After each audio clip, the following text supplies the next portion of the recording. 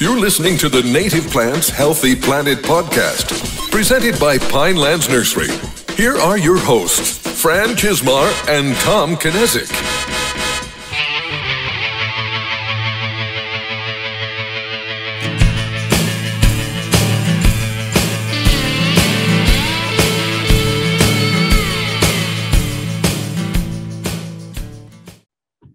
Welcome back to The Buzz, brought to you by the Native Plants Healthy Planet podcast, presented by Pinelands Nursery. I am Fran Kismar. And I'm Tom Kinesic, and today we are buzzing into Chapter 59 on our quest to create the perfect native plant podcast. Do you mean we haven't already done that? No, I think we're a long way away.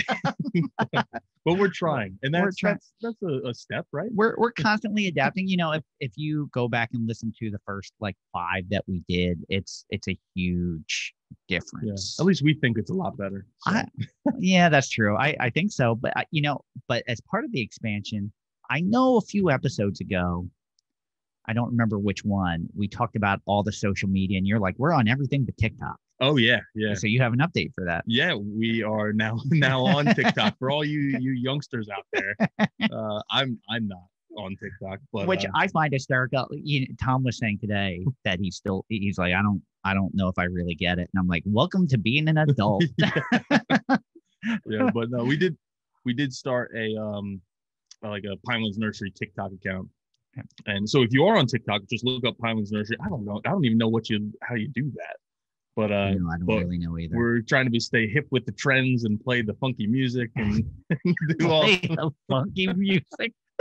That's about as that just sounded so unhip. Just like we're trying to reach out to all the kids and be fresh. Yeah. But no, we are because it is definitely a younger demographic. It is. Although you do have a TikTok account, Fran. I do. I don't use it often. Actually, I think I told you I just opened it up and realized I hadn't opened it in about 3 months because I use it for a project that Agatha and I do, and we haven't worked on that project for 3. We've just been so busy. Yeah. It's kind of crazy. We had spring here, and I know just in my last 2 weeks, my oldest son Darian turned 21. My youngest son Cole graduated from high school, and I listed my house on the market. So there's just like a lot. It's been spring. Yeah. So it's been chaos. But yeah, going back to our TikTok, it's like I said, I thought it was a valuable media outlet, but I don't understand it. I find it kind of annoying, to be honest. But I know a lot of people like it, and I had some ideas of ways that we could like really put a lot of native plant information out there. Yeah. And so my wife did it, and she's been sending me stuff. I'm like, this is exactly what I wanted to happen. But she's great at it. Yeah. She's great at it. So what she's already done is, I'm like, we're getting a lot of likes. We have 1 follower, but it's not someone we knew. And so we're hoping to actually collaborate with other TikTokers out there. Right. I'm saying she is trying to collaborate with some other. We're hip and we're cool. So there is another page who's I know he's listened before, but a guy who his handle is Native Plant Talk. Oh, so wow. I know she's trying to link up with him, and there's a thing called stitching. I don't know any of this, but she's trying to stitch a video or have him stitch her video. I don't know what's going on, but no, it's a market, and as we said, we want to make the circle bigger. I'm not the one to do it to a younger audience in that fashion, but that's a huge market that's very popular with probably 18 to 25-year-olds. We need them on board. Yeah, so. If we can spread the message there. Yeah. Now, I have a confession to make. I actually have 2 TikTok accounts. Oh, gosh. The other one is under the name of Agatha's dog, and it's a dog TikTok. So that one's actually wildly way more popular. I would imagine. Yeah. Yeah. So, dogs versus Fran. Dogs are going to win. Oh, so cats versus Fran. I don't know. That's kind of a toss-up. my favorite viral video is a cat video. Oh, God. And it's the cat versus the printer. There you go. That's an old one too. That's an old one, but that's one of my favorites. But moving on, another quick update is we mentioned we have t-shirts online. Some of them, well, I guess they all say Native Plants Healthy Planet in some fashion. Usually it's on the back, kind of under the collar. We didn't want it to be like a huge logo, but there are some that have it on the front and it's a little bit bigger. But we wanted to be able to spread that native plant message, and so I decided I was going to become Mugatu and design a whole t-shirt line, and we've sold 23 t-shirts, which without really promoting it. I put it up in our Facebook group, and North Creek Nurseries actually shared it because they listen to the podcast and they shared it on their Facebook. I'm like, oh, I haven't put it up on our Facebook page or our Instagram yet. So that I will post it eventually. But so far, we've actually sold 23 T-shirts. That's fantastic. Which is more than I thought we'd sell in this quickly. But still, I think we could sell a lot more. Yeah. But the great part about that is those 23 T-shirts have generated $198.04 that will be donated to some of these nonprofit organizations that are doing great work for pollinators, native habitats, native plants. Yeah. That money we're not taking any of it. It's all going to them. So, and some of the shirts that you can purchase will tell you directly which organization it's helping. Some aren't, correct? So, some are just kind of general, like the one that says plant native plants, the one with our logo. We're going to kind of, we were saying after we make so much, or earn so much for it, like in increments, we'll start picking organizations to make that donation. Exactly. And there's more to come. Like my favorite design that Tom came up with, we haven't released yet. So what's there isn't. There's going to be special ones. There's more. There's some special releases. We actually just did one that I haven't shared yet, but it is on the website. That is, everything's going to New Jersey Audubon, and it says it's got a picture of a bird on a branch on the top. It says native plants are for the birds, which some people may think is an insult, but it's actually a really good thing. Native plants are for the birds. So that's what we're trying to, that's a little play on words. Yes. That's, but like I said, all the money for that shirt, if anyone buys that shirt, that money is going directly to New Jersey Audubon, which is one of our favorite organizations. We've had John Park on the podcast before. We're going to have more folks from them on in the future. So we, and we're not touching any of this money. Whatever money comes in is going right out to these wonderful organizations. So, and you're spreading a good message too. I mean, they're shirts that we feel are kind of universal. They're not in a style that maybe, I don't know, that only speaks to certain people. I think it's kind of a universal style. Anyone can pull it off. And there's enough diversity there that you should be able to find something. Yep, exactly. And you can find those shirts by going to our nativeplantshealthyplant.com website, and there's a banner across the top that says T-shirt store or something of that sort. Click on that link, it'll take you to that separate page where you can see all the designs, and there's all kinds of colors you can pick from, and the pricing is reasonable. So it's and there's enough diversity that and I'm giving you we just talked about my order, so I'll be giving you my order after the show, so I can get some. I want to start wearing them on the podcast, on the Zoom meeting. Yeah, so I got to represent. Not having them on yet. And there's also a mug coming also. Yes. That's designed, but it's it will be on there. Yes, it'll be up shortly. We'll actually have a couple different mugs, and I'm actually designing a pair of yoga pants for Fran. So that's a special order. That's not going to be available to the general public. But moving on, we do have a Pollinator Central. It's the end of Pollinator week. As people are listening, we're rolling into the last couple of days, even though we said before every day is Pollinator day or week when you're in the native plant sphere. But we're wrapping up Pollinator week, so we have like a Pollinator semi-centric episode coming your way. So let's get into it, starting with That's Hot. What's hot? You want to go first, or you want me to go sure. first? Okay. So my plant this week is just started to bloom in the last probably week and a half, and that is common milkweed. And this is the bane of many farmers. Farmers do not like this plant, and it's probably one of the reasons that there is such things as Roundup Ready corn and Roundup Ready soybeans and those kind of things, because milkweed, or common milkweed in particular, can grow in so many drier environments and just pops up in farm fields. It grows in early successional kind of environments. It's funny you say that, because I was taking a walk the other day, and right down the street from me, there's a few farm fields, and all along the edge of the crops in the farm field were all common milkweed. Yes, and along the edges you'll still find them in a lot of farm fields. They come up pretty easy. The seeds need cold and moist stratification for like 30 to 60 days. But with all these Roundup sprays, they'll go through, and everything that would have used to been in the middle of the field and kind of coming up between the corn or the soybeans, that's not there anymore because the sprayers get it. On the edges you'll still find it, but that's one of the things that they kind of link to the decline in monarch butterflies, monarch caterpillars, need the milkweed to survive, not just common milkweed, but a variety of species of milkweed. And they used to be plethora of milkweed along these farm fields because it was just growing everywhere. And now when it's only around the periphery, if it's even there, well, you've lost a lot of milkweed. There's a lot less places for these monarch butterflies while they're passing through to lay their eggs for the next generation of butterflies to continue the migration. And so, yeah, that's one of the reasons we have way less monarch butterflies is overall habitat destruction, but specifically to them, their habitat was kind of coincided with a lot of agriculture, and now it doesn't. So. Yeah, and that's why we have Marcus Gray and Sustainable Monarch and formerly Monarchs in the Rough. Well, I guess they're still a thing, but he's no longer with them. But yeah, it's a great plant. Grows in drier environments. Only gets like 3 feet tall. If you got a really good one, maybe it'll reach 4 feet.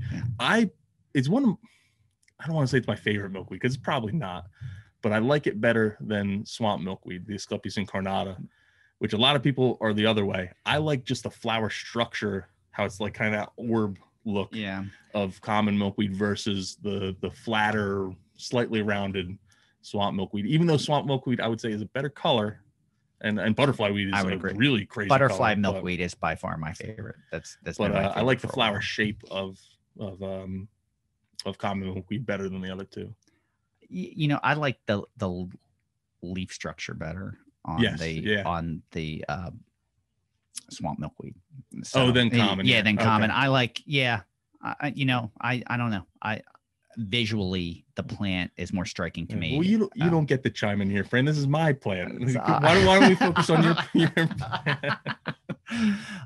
so mine is, it's I mentioned to you today, like they're all starting to blend together to me because my plant, I had to ask you if we've used it before because I know we've talked about it, but I wasn't sure. So my plant is New Jersey tea, which is Ceanothus americanus.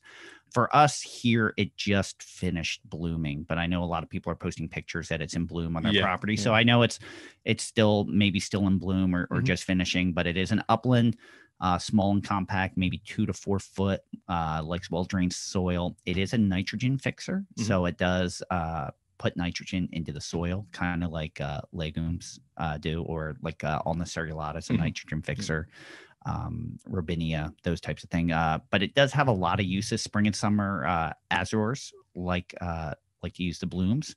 The leaves, which have a wintergreen scent, have been used for tea, hence New Jersey tea. And you can also use the root and flower extracts to make dye, and turkey and quail eat the seed. So it has a lot of purposes. Not an easy plant to find though. No, definitely it's not an easy plant to grow, and it's not an easy plant to and find. I always liked, and maybe it's just the ones I've seen, but they tend to just naturally be somewhat round. And which is not something you see occur naturally. A lot of times when you see round or square bushes, they don't grow like that. They're pruned and they're shaped to be look that boxy or round shape. But this one naturally kind of is round. So it's funny. Our crop just became ready for sale, and I had someone buy just about the entire crop for a project. And I'm like, where are you putting that many New Jersey tea on one project? Like, I can't imagine, because it's not something you typically see like in large masses. So I just thought it was interesting. The amount that they're using for one project.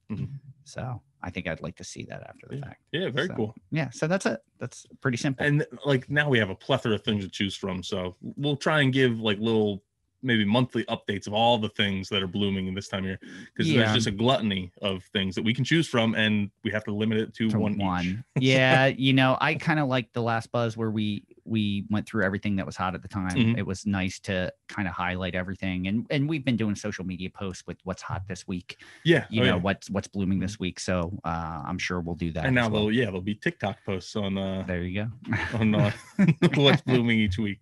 So, I'll follow. You know what? I'll follow. Yeah. So let's move on to this week's edition of our botany-based current events. And of course, as always, it's a competition. Fran and I don't want to be the loser. No. So let's move along to this or that. You can get with this, or you can get with that. So we do have a winner, because there has to be a winner, and the winner of this week's this or that. Tom, 2 weeks in a row. 2 in a row. And it wasn't close. It was 13-6. So you handily beat me on that one. So. And I'm very glad. You had a very interesting article about those salt marshes and accumulating plastics. And the listener that I talked to this past week, he loved that article. He's like, this is something I'm going to look for now. He's a restoration ecologist. He's out in the field a lot. And he said, I didn't even thought about looking at that. I'm in salt marshes all the time. I'm going to start looking for those kind of things. I hadn't thought of it either. And I think it's a really interesting way to gauge just, like tree rings. Like it tells a story and it's a story that has been missing and we didn't realize there was a way to trace it back. Yeah. And I thought it was interesting. Not as many people felt it was as interesting. Yeah, it wasn't enough to beat my great article of the 8 generations of native seed cultivation and how it relates to plant fitness, which was still a super interesting article. That's a great article. And I hope they do so much more research in that, because that was a fascinating start to, and I'm interested where it would go from there. Yeah.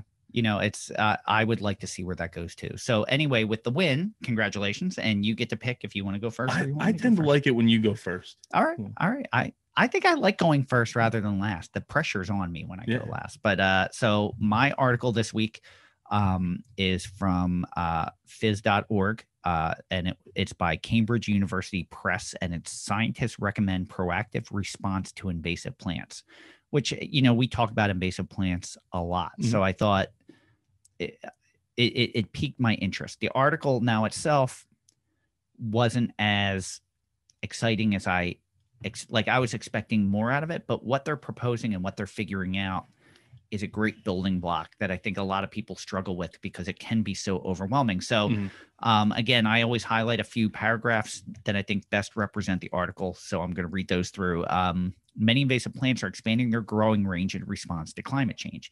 And that's one thing that we really hadn't discussed as far as, for us locally, we have an issue with greenbrier. Now, technically that's a native, so it's not considered invasive, but it's a problem for us here. It's taking over really my native wood. So, and I really hadn't thought about climate change for that, but so because of that, it's making early detection and rapid response more critical than ever. Limited resources, though, can make it impossible to track and manage every range-shifting species.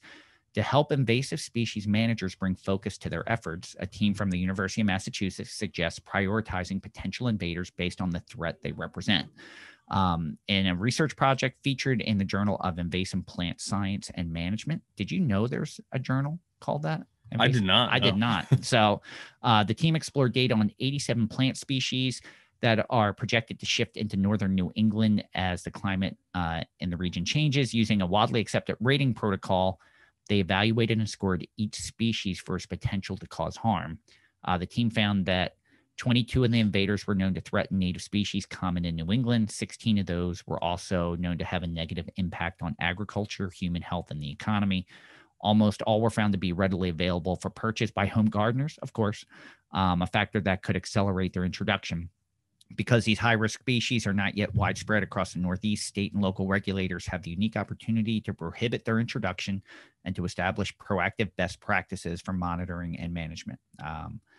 So I thought that was a really interesting way to prioritize invasive plants, because it can be overwhelming, especially if you're dealing with multiple things in an area. At least a way to rate, all right, this is going to cause the most harm. I should start here, try to eradicate this first, as opposed to this, which maybe poses the least threat.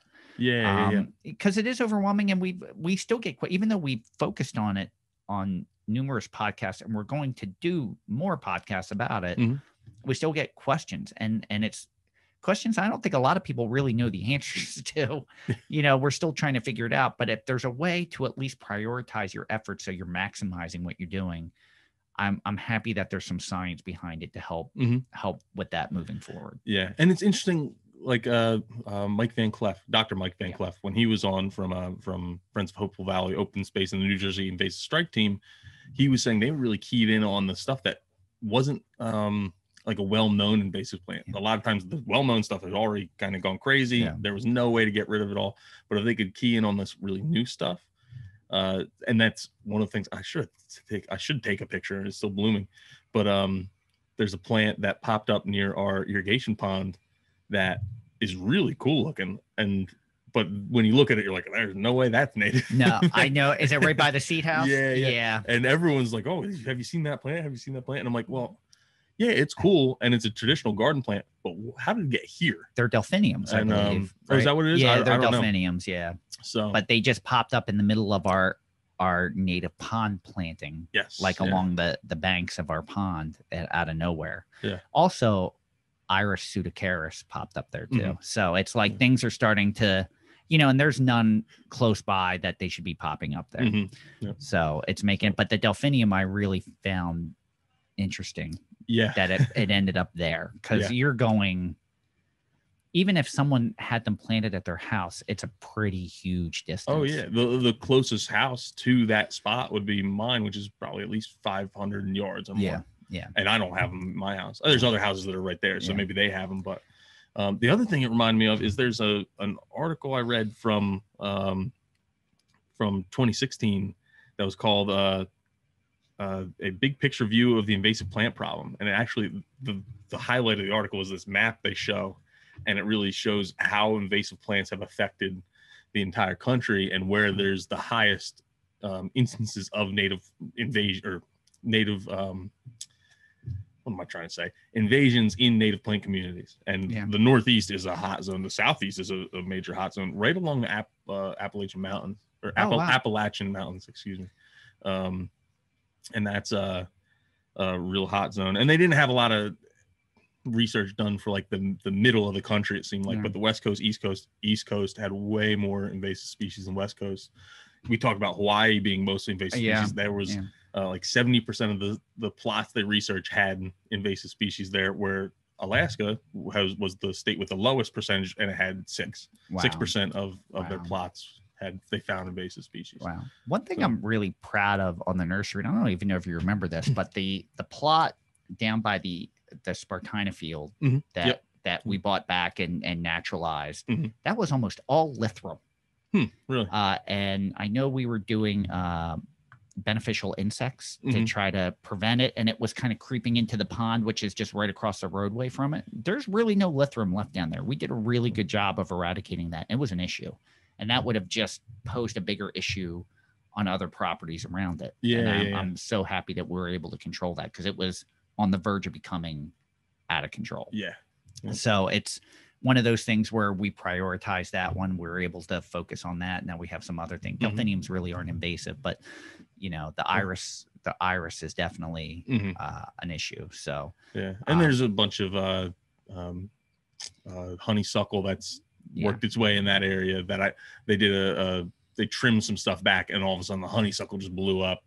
And it's something we've even talked about before, is if you're gonna, when we talked with Dan Duran, one of the major focuses, if you're going to do any kind of thinning of your forest, is you got to do invasive plant removal first. Because if you just thin it, all invasive plants are going to blow up. You have to do a lot of invasive control before you think about anything else. Same things happen in my garden at home. And have a plan. So many bad plants in there. You have to have a plan. You can't just go in blindly. Like we know, without a plan, the other things already have a plan to take over. Exactly. So without a plan, you're really behind the 8 ball. Another thing, and this is just kind of thinking out loud for a future episode, is we need to do one on what the difference is in between invasive plants, or we should really break down invasive plants, non-native plants, native plants, and then native aggressive plants. Because I see the word invasive misused so much in a lot of these like gardening groups, where it's like, what's Virginia creeper is a very aggressive plant, especially in sunlight. It's a native plant, so it's supposed to be here. So while it's aggressive, it's not invading that space. See, the one thing I'm not sure of, like we've talked about it, like our smooth cordgrass, which is our bay grass to the East Coast, is extremely aggressive on the West Coast. So it's not native there. So it can be. That's where it gets into the semantics. I'm not sure. That's why we got to do our research. But like, I'm not sure, because that's a pretty great distance. So technically it's not native there. It's never going to be found there, even though it's native to the United States. It's not native to the West Coast, and technically that will outcompete its native bay grass to the West Coast. So, but I don't know that answer. I was tired of seeing all the I have Japanese barberry, and it's not invasive at all, because they're looking at it not spreading in their garden and not realizing, the birds are eating the berries and pooping them out elsewhere. And then you have Japanese barberry all over the place. Exactly. But it's just, people tend to look at it from a their small perspective, not the overarching view of how things work. So I do want to do an episode on that in the future. Awesome. And awesome. but I'm putting it in I guess not written form, something, a hard copy. I guess, yeah. is what I'm saying. So now we got to go back and do it because I said it. Okay. There you go. Well, at least it's documented. We'll remember now if we ever listen through through this. All right. But, so that's all I got. That's me. Yeah. So my article was out of the New York Times, and it was an opinion piece, but still, I think it had a lot of value. And it was called "For the Butterflies and the Rest of Us," and it was by Margaret Renkel, and it was just published on the 21st, 2 days ago. So it's very, very current. Start of Pollinator Week, and she starts the article by saying how her husband had gotten her one of the really awesome Xerxes Society pollinator friendly area signs for her garden, and had a little QR code on it so people could see it, and now they understand, oh, this is pollinator friendly habitat. Take a picture or scan the QR code, and it'll bring them to a website that tells them all about or gives them more information about how to do that themselves. And so I also had a couple excerpts from her article that I wanted to read. And it was National Pollinator Week begins on June 21st, which is also the first full day of summer, a season we associate with bees and butterflies. What better time to launch an awareness campaign for the insects that we're directly responsible for food and flowers? And next passage was, in some ways, it's odd that we need an awareness campaign at all. Young children are invariably enchanted by insects, especially brightly colored insects that float through the air as if made by air itself, as if painted by fairies and set free on the wind to make wishes come true, which is a very elaborate sentence. That is. I can't even say that word. Buffly is one of the first words all three of her babies learned to say. None of them can but today none of them can tell the difference between a tiger swallowtail and a zebra swallowtail, a monarch and a Gulf fritillary. So which is one of the things we've mentioned briefly before is plant blindness, but I think probably even more, or it's probably less of a thing, but there's still a lot of it is insect blindness, where people see, oh, that's a bug, it's bad. They can't differentiate between not just what's good and bad, but also the differences between all the good stuff and the differences that are there. So she continued and said, unfortunately, my pollinator habitat sign from the Xerxes Society is not the only new sign in the neighborhood.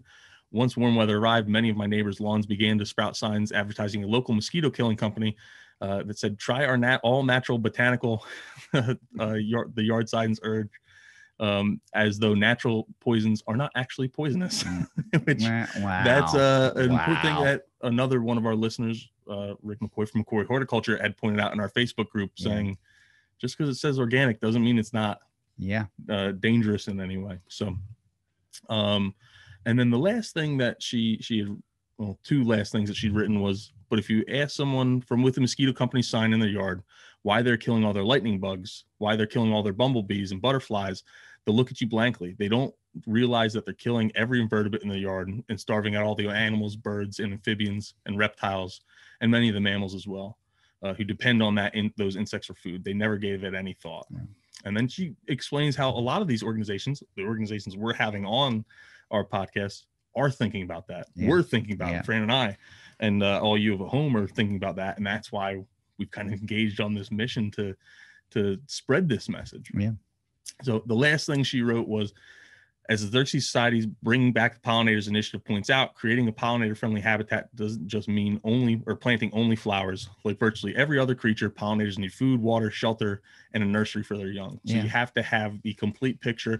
Benjamin Vogt says it best: you can't call it a pollinator planting unless you support the entire life cycle of those pollinators. You need the things for the caterpillars, you need the things for the entire life cycle, not just flowers for the butterflies to feed off of. It always seems to focus on the food, and it's more than food. You need the habitat, so you're creating pollinator habitat, and that's the best word, and that's habitat, food source. You need all of those things, otherwise it's still not completing the whole life cycle.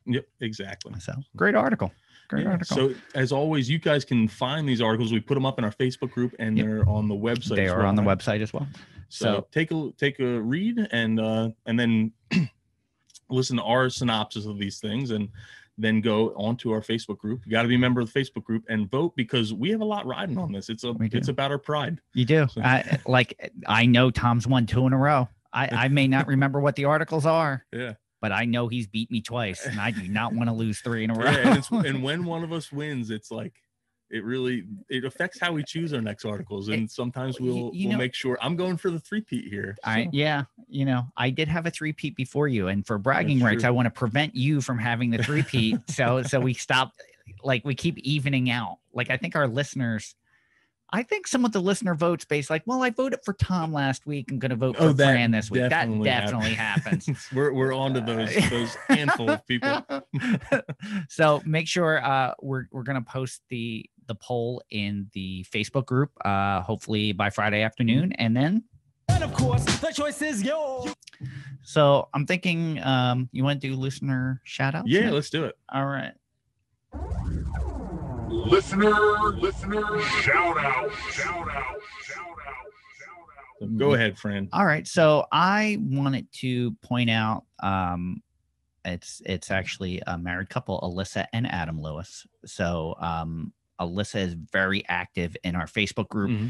A lot of really great posts, what she's using in her garden for food, what she's using in her garden for tea. Mm-hmm. She spearheaded this week posting a pollinator from her garden every day, like what's, pollinator spotlight for pollinator week. So everyone could join the post. I don't know if you know this, but her husband, Adam, is very active on Twitter. He's not in the Facebook group, but he's very active on Twitter and responds a lot to most of our messages, has a lot of great points. He actually brought up about pollinator habitat just this week. So between the two of them on all the social media, they're very active and very important part of our community. And they have been, and it's always a very positive message. It's a very positive message. So they very much deserve the shout out because they're a big part of our community. Yeah, no, they're awesome to see what they keep doing. They kind of keep that ball rolling. When Fran and I get a little busy and we aren't posting as much, well, we know that Alyssa's there in the group and she's posting everything, and we know Adam's on Twitter and he tends to be retweeting everything, which is awesome for us. So we appreciate the help. We appreciate the help. So who do you have this week? It's actually one of our customers who came in this week, and he's probably listening to this. I don't know if it's the day it came out, but maybe it'll be a couple days later, and we hope to see him again soon. And that's Blaine Rothhauser, and he was telling me his favorite things about the podcast. So Blaine, I just want to give you a quick rundown, and I want to tell you that my favorite cheesesteak is from Jim's on South Street, and my favorite pizza is more of a slice, but it's I like the prosciutto and fig pizza from Osteria in Crosswicks, which is really good. That was actually where I went with my wife on our first date. That's right. And but probably my favorite pizza place is man, that's tough. It's either Tacanelli's down in South Jersey or there's Brico. That's the one. Brico in Westmont. All right, so my rundown really quick. My favorite cheesesteak. I just have a brand new favorite cheesesteak as of I finally got to try one I hadn't tried.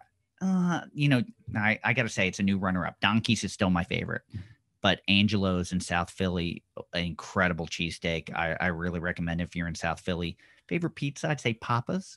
Papa's is still my favorite in Robbinsville, New Jersey. Their tomato pie still hands down my and I'm just teasing Blaine because he came in. He's like, I don't care about your favorite pizza. Tell me more about the plant. But so, we just want to have a little fun with him. There you go.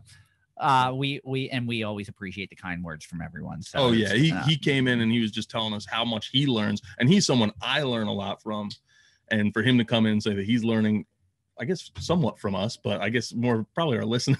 He's learning along with more than us. He's learning along with. But no, he's like a master in this realm, and to have him and be so complimentary about what we're doing was really, really nice to hear. That's very, very nice. So I think we should probably get to questions. Yeah. Think? We're actually moving along really good. I was just looking at the time. I was like, we may actually keep this on the shorter side. I want to ask you a bunch of questions, and I want to have them answered immediately. It's a simple question. No, I didn't hear you. What was your question?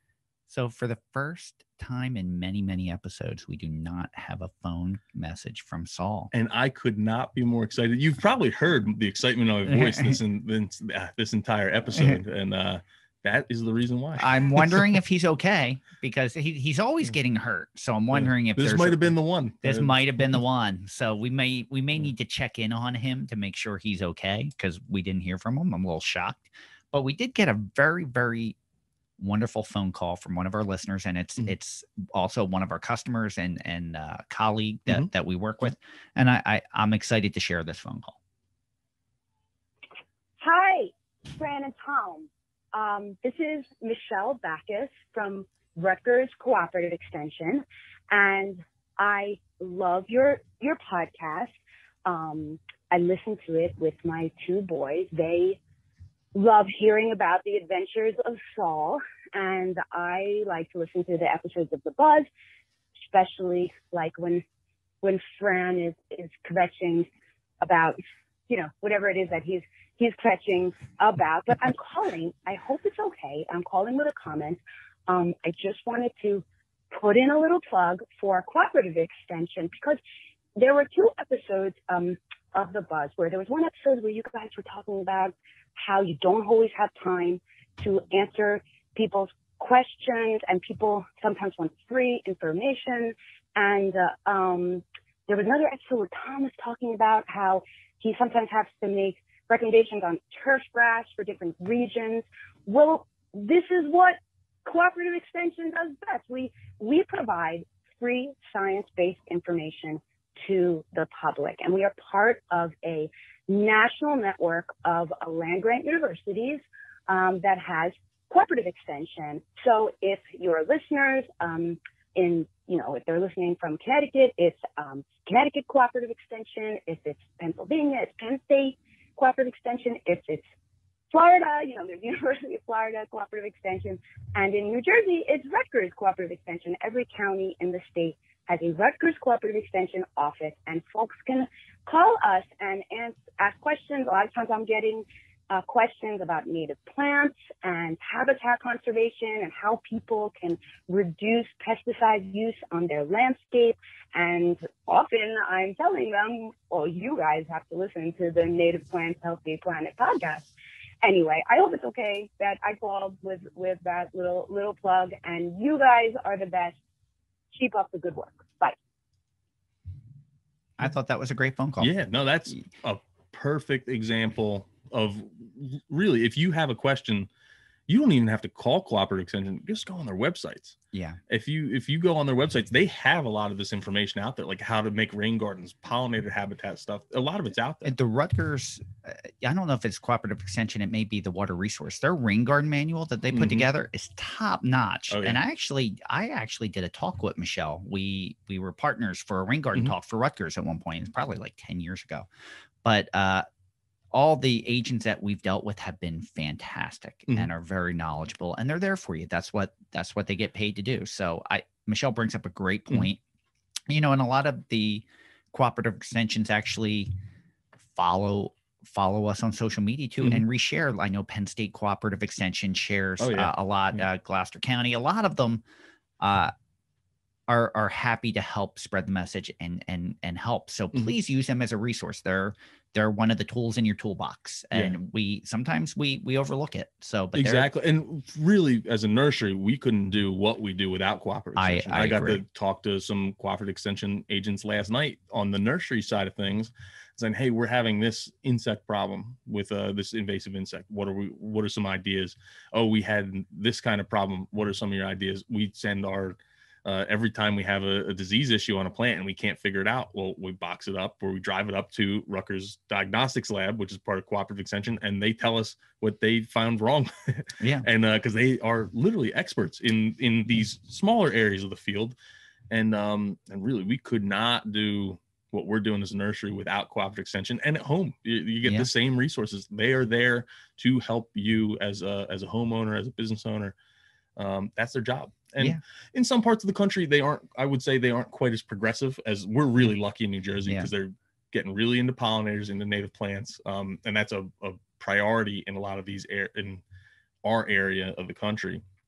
I'm sure in other areas of the country, that's not a priority, because they're also there to support agriculture, and they're looking into what's the best way to have the best grain crop or corn crop, or what's the best way to raise cattle. Those are other services they provide. There's not the whole thing isn't geared to homeowners. It's geared to and citizens in all realms. But it's more geared to the area, your demographics. So, there's obviously places where that's, I don't want to say more important, but a bigger part of that community. Exactly, yeah.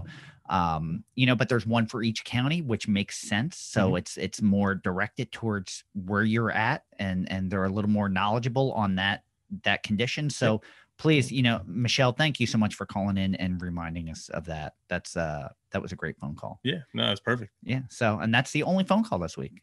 It was one great phone call. Yeah.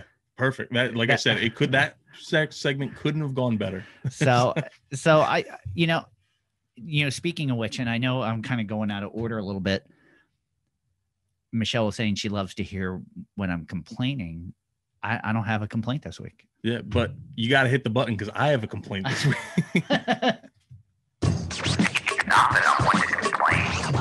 Wow, we're switching roles. Yeah, yeah. So and it's not, I shouldn't say it's a complaint. It's not, maybe it's a backhanded compliment. I don't really know how to describe it. But my wife and I, with our son, went to the Philadelphia Flower Show a couple weeks ago. Okay. And it really was awesome. I'd never been to the Philadelphia Flower Show before. And now it was outdoors for the first time. And it was really incredible. And it was a more natural theme this year. Yeah. The theme was habitat. Yeah. And so as you can probably infer, there was a lot of things related to habitat, like native plants that were featured. Me being from a native plant nursery that strictly works with straight species native plants, I didn't think there was enough native plants. I thought they needed to be way more. And you'd walk by some displays and they were beautiful. And I guess that's part of the focus of it is the beauty behind it.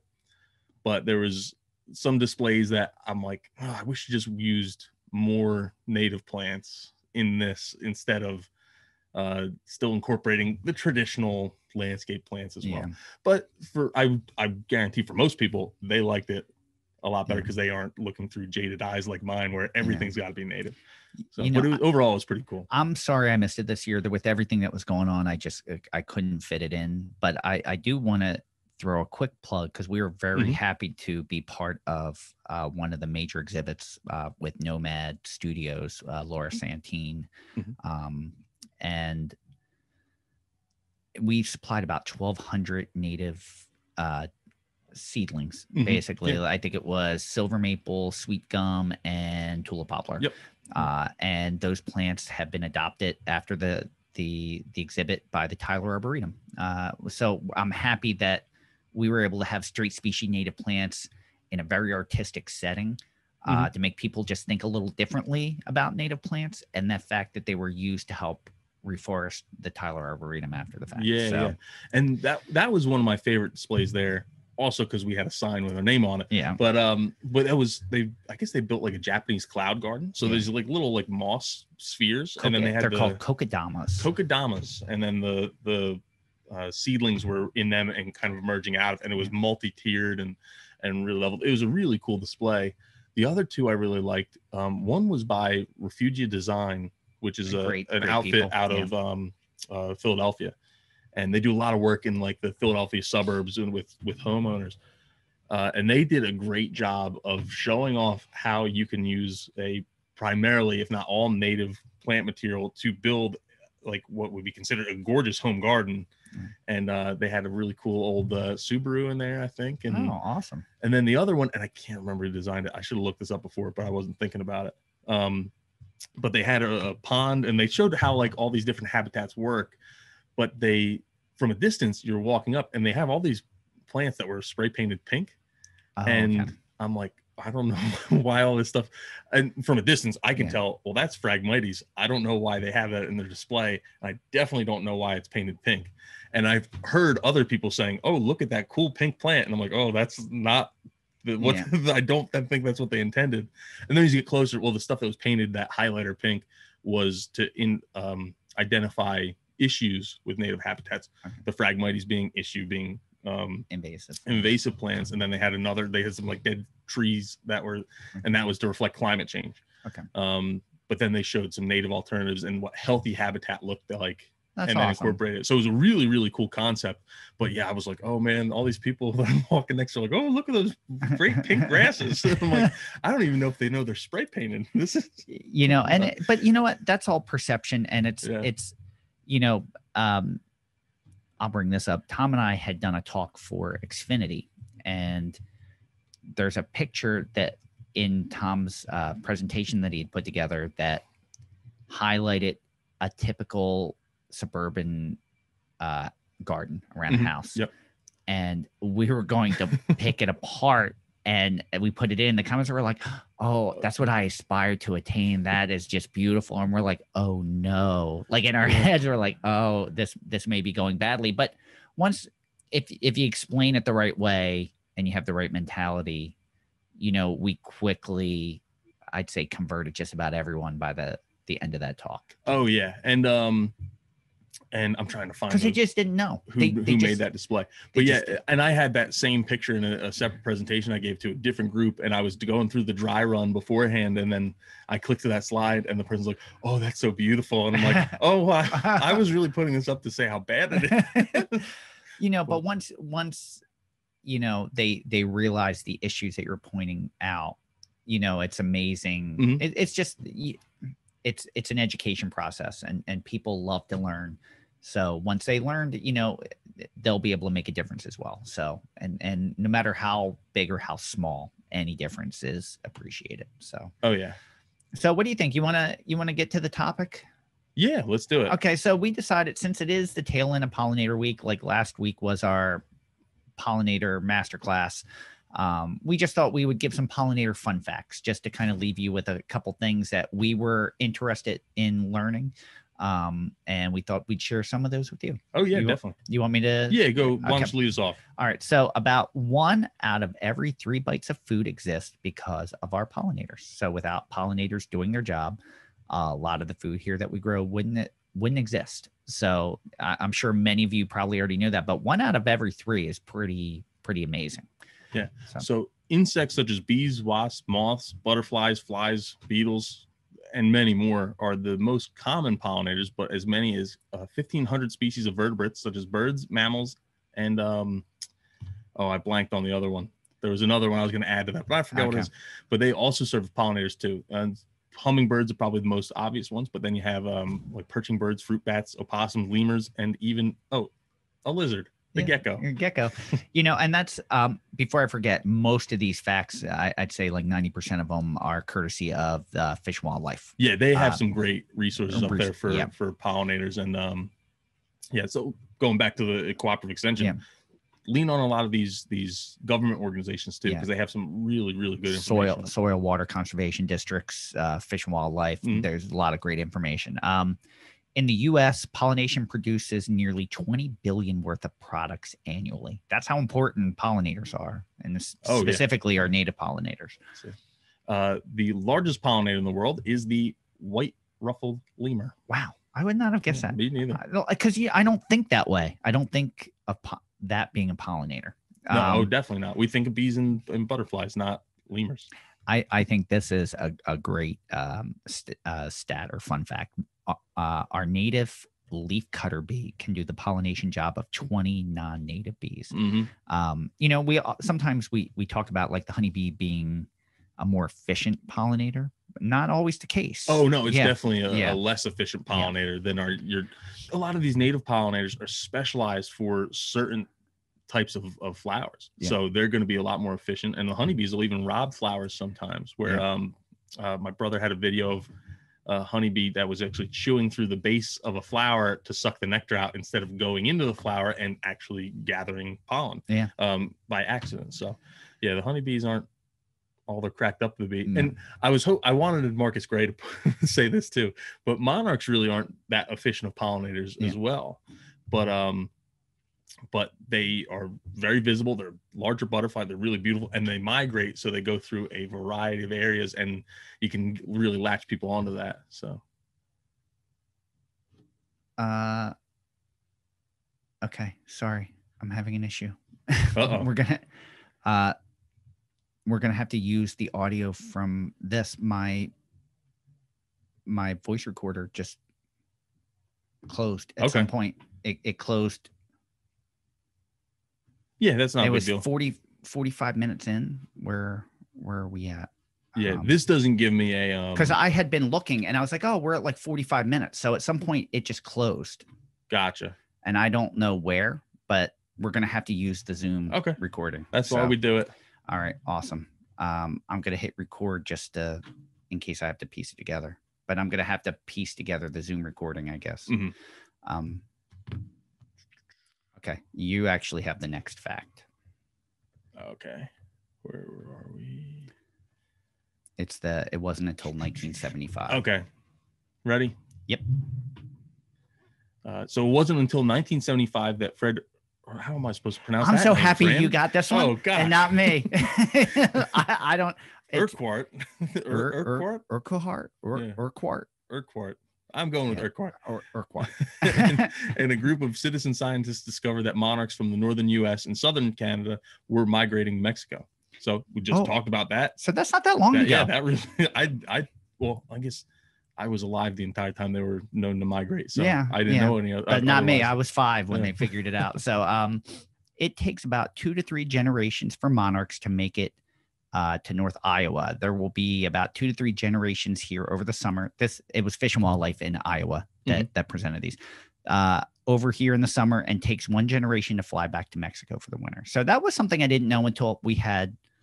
It was either Marcus Gray or Kelly Gill on for the first time. And I didn't realize that. That was something I learned on the podcast. And I'd heard that before. And I guess I'd seen so many people think that and say that these monarchs migrate and they make it all the way to Canada and all the way back to Mexico that I was like, oh, maybe I'm wrong. And they don't, like, it's not multi-generations until Marcus said that. And I was like, oh yeah, no, there's like, I think it was 4 or 5 different generations that it took to make that entire migration. It's not just one butterfly going all the way up and all the way back. It's generation after generation doing that. So if you hadn't listened to that, we wanted to bring that fact up again, because that was a fact that I was pleased to learn, because I hadn't known that. Yeah.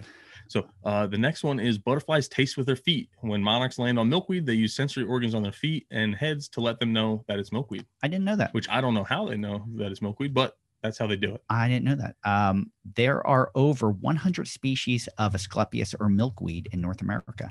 That's not something I knew. I think you knew from providing seed for monarchs in the rough of how many different ones. You know, I'm familiar with like 4 or 5, but I didn't know there were. Yeah, there and were over 100. So 12 of them are native to New Jersey. There's a ton of them out west, and that was what I learned with monarchs in the rough. Is a lot of these ones that are native here aren't native out there, and then it was figuring out, and they had things like antelope horns, and the next one that popped in my mind was kind of like an uncomfortable name, so I'm not going to bring that one up. Yeah, but it was hairy balls milkweed. Oh, okay. Yeah.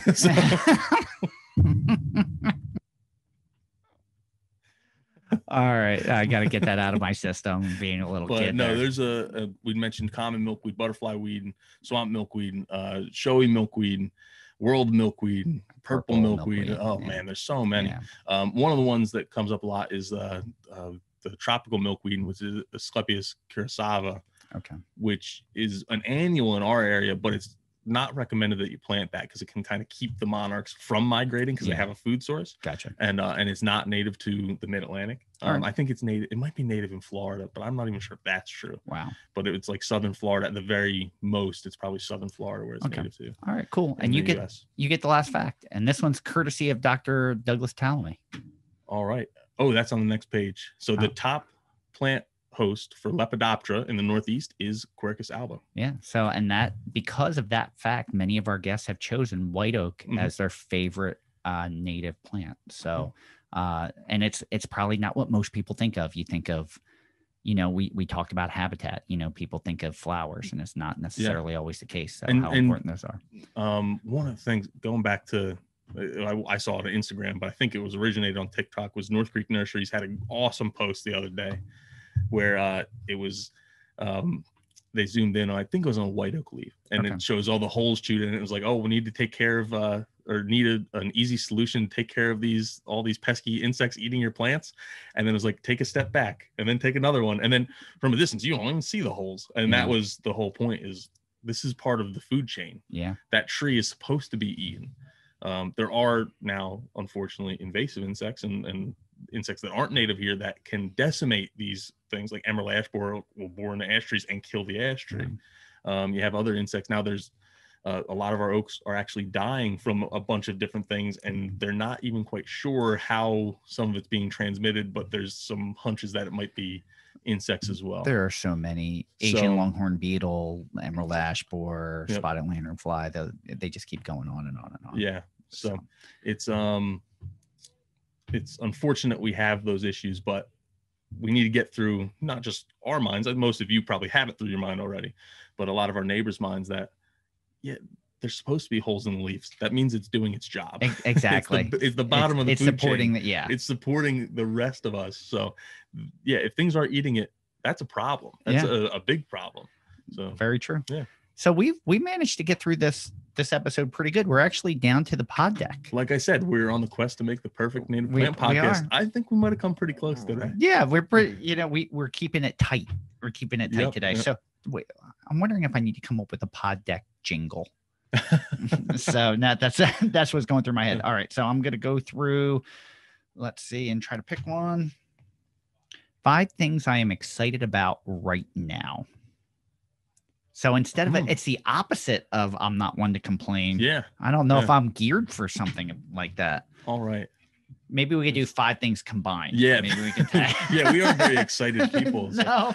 I would say the first one, as I mentioned at the start of the show, I was really excited, I guess, by 2 things. One, that we're starting TikTok. It's a way to reach that younger generation, even younger than me, that I think has a really, even though they might not show it, has a really strong interest in nature.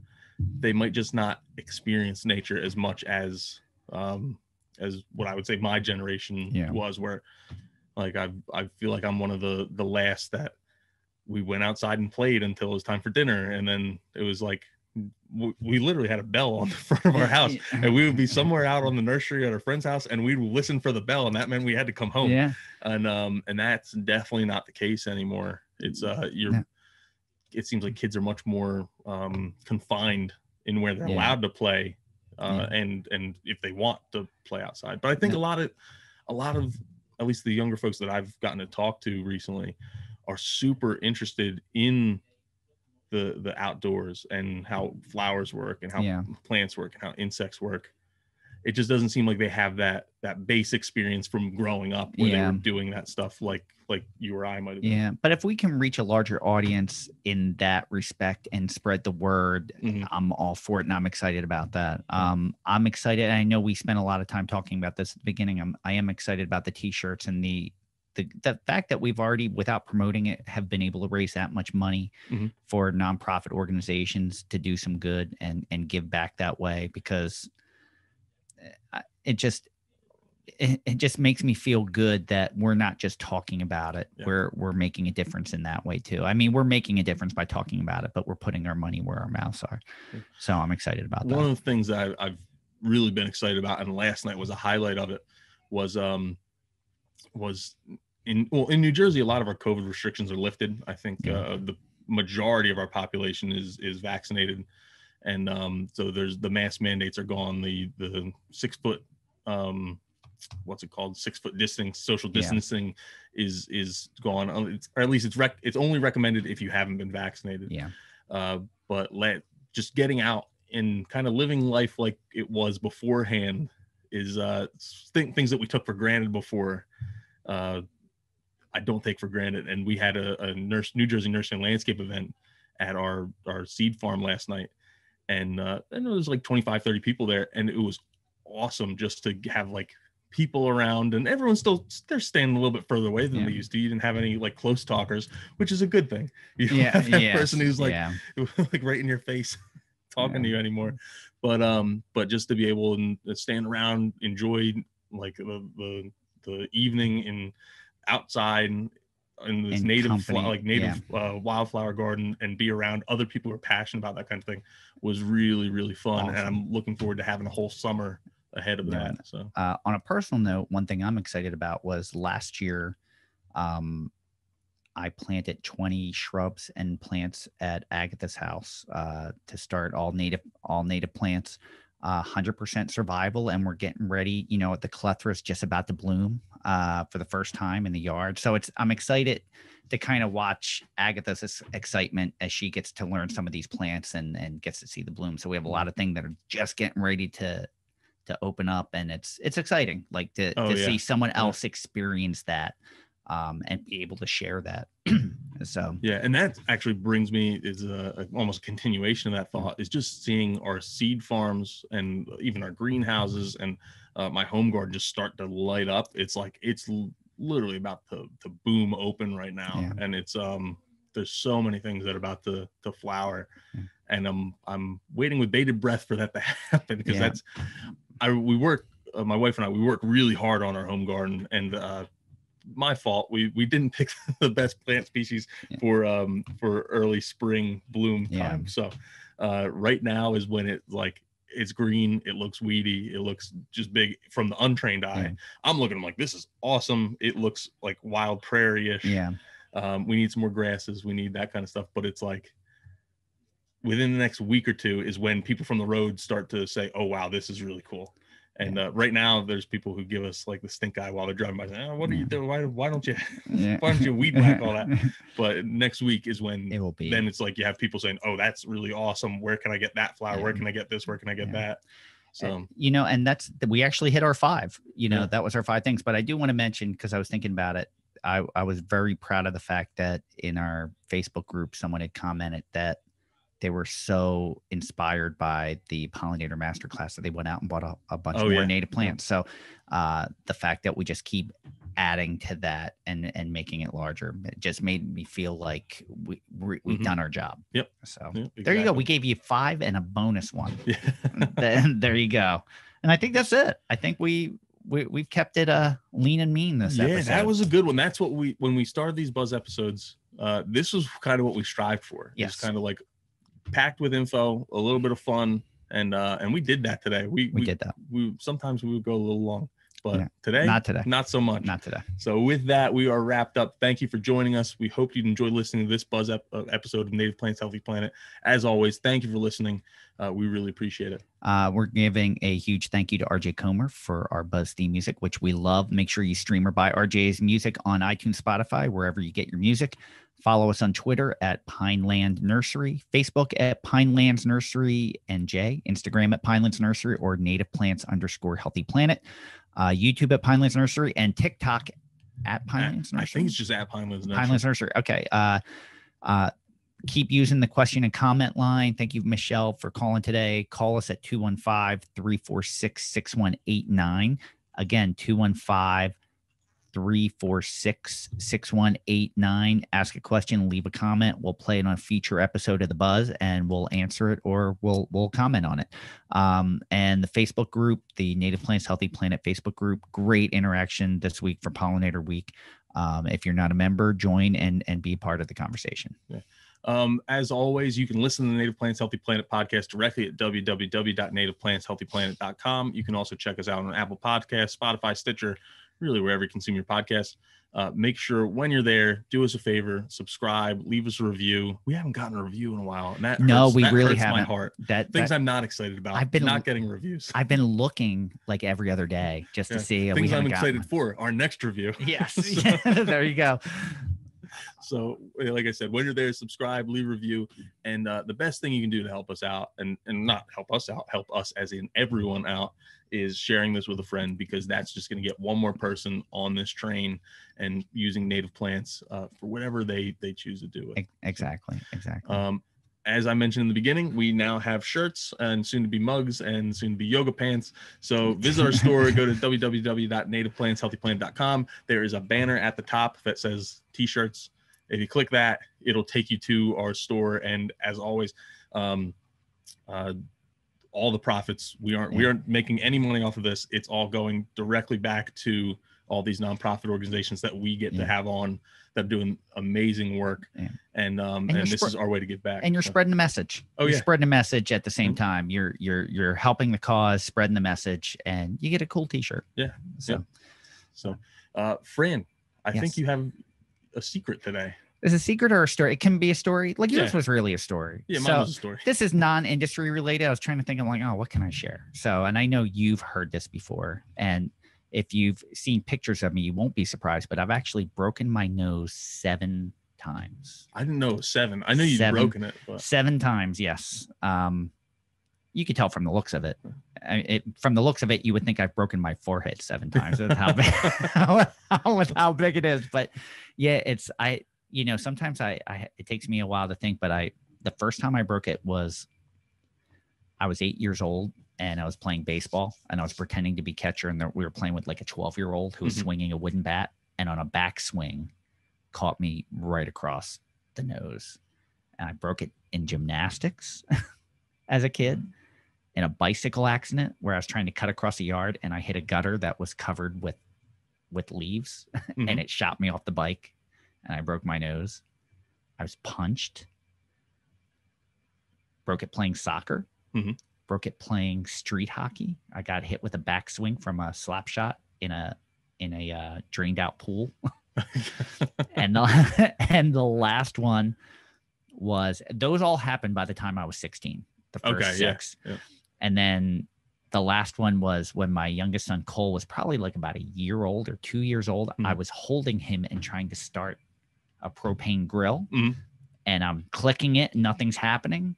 And I bent down while I was holding him to check to see if the propane was on. Yeah. And it was. And while I was bending down, I clicked it again. So you can imagine the propane fireball. Yeah. Oh, yeah. Speaking of which, I just did that the other day, just not thinking. I'm like, oh, it's not on. So, yeah. And then you're clicking for 5 minutes and then it catches and it's like the mushroom cloud of propane. Well, I like had Cole to the right side of me and I like kind of like turned real fast to shield him from it. And as I moved forward, he moved forward, and I broke my nose off of his forehead. Ooh, gosh. And it was so loud between the boom and the break that my other son came running around the side of the house, and he was like, what was that? And Cole's crying. I had to put him down, and I actually reset my nose myself. But I have a horrible sense of smell from having it broken so many times, and I could smell for like a week. While it was swollen. Like it was overwhelming. Like I'm like, I could smell my soap has a scent, like my like everything. It was so overwhelming. So not the first time. No, I literally did that last week, and it was just I started the grill, went inside, and I was making a grilled pizza. Yeah. Thanks, Blaine. And went back outside to go put it on. I'm like, oh crap, it didn't actually light. And I was looking through the indicator to see is it lit or not, and I'm like, oh, it didn't light, and I just without thinking just hit the button to light it, and not thinking, oh, this has been on for 10 minutes, and where'd that propane go? And then for like the next hour I kept smelling like something like a little bit burned, and I'm like, what the heck's burned? My face burned? It was, but it didn't look burned. And so that was fun. I burned my eyelashes off. Now the other interesting part real quick about the nose, my parents never took me to the doctor for any of them. Now I know they broke because I reset. You get to the point where you learn to just reset it yourself, but they never went to the doctor. I actually broke my wrist once and I didn't go to the doctor. It was a different era. It was a different, my parents didn't have the money. We grew up poor. My parents didn't have the money, and I broke my wrist playing baseball. I was 12 and I dove for a line drive and the ball hit my wrist, and actually like you could hear, everyone heard it. And my parents were like, listen, we don't really have the money to take you to the hospital. And baseball playoffs or all-stars are coming up, and you're 12 years old. It's the Little League World Series. Like, you don't want to miss that. So we just wrapped it up, and I got an oversized glove to go over the wrap. And I played the rest of the season, but my wrist is it's gotten better, but for a long time, like I couldn't play like video games fortunately it's not my dominant hand. So, but that's my little story. All right. Well, good secret. For what it's worth. I didn't know what else to talk about. So with that, I didn't have a good story. Thank you, everyone. I'm Tom. And I am Fran. Thanks again, everyone. We'll see you next time. We'll have a Meet the Guest episode. I don't think we have it hammered down yet who it is yet. Oh, yeah. I thought you were I meant to ask. Am I supposed to book this person? Or are you gonna there you go. We do not have it confirmed yet. but by the time you hear it, it will be confirmed. So we'll see you next time. Until then, keep it native.